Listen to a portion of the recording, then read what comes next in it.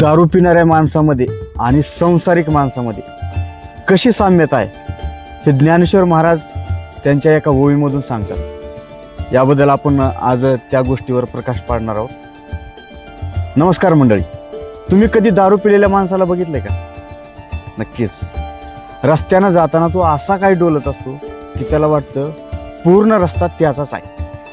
त्याला वाटतं तो जगाचा राजा आहे. पण पाहणाऱ्याला माहिती असतं की त्याची अवस्था काय आहे ती. तुम्हाला वाटेल मी आज अचानक दारूबद्दल का बोलतोय, कारण ज्ञानेश्वर महाराजांनी संसारी माणसाची तुलना अशाच एका नशेत असलेल्या माणसाशी केली.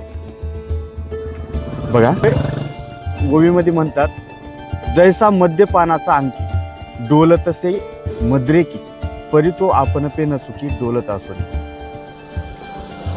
तर माऊली म्हणतात, जसा तो मद्यप्राशन केलेला माणूस नशेत डोलतो ना, तसंच आपण संसारी माणूस सुद्धा माया आणि मोहाच्या नशेत डोलत असतो. आपल्याला वाटतं की आपल्याकडे नवीन गाडी आली, मोठं घर झालं, प्रमोशन मिळालं की आपण सुखी झालो. पण ही सुखाची नशा उतरली की लक्षात येतं आपण फक्त डोलत होतो, चालत नव्हतो.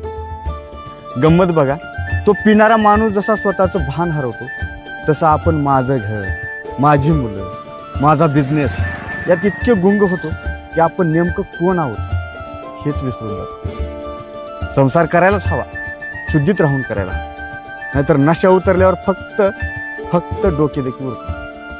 कसा वाटला माऊलींचा हा मजेशीर पण तितकाच सत्य विचार आहे? कमेंटमध्ये नक्की सांगा.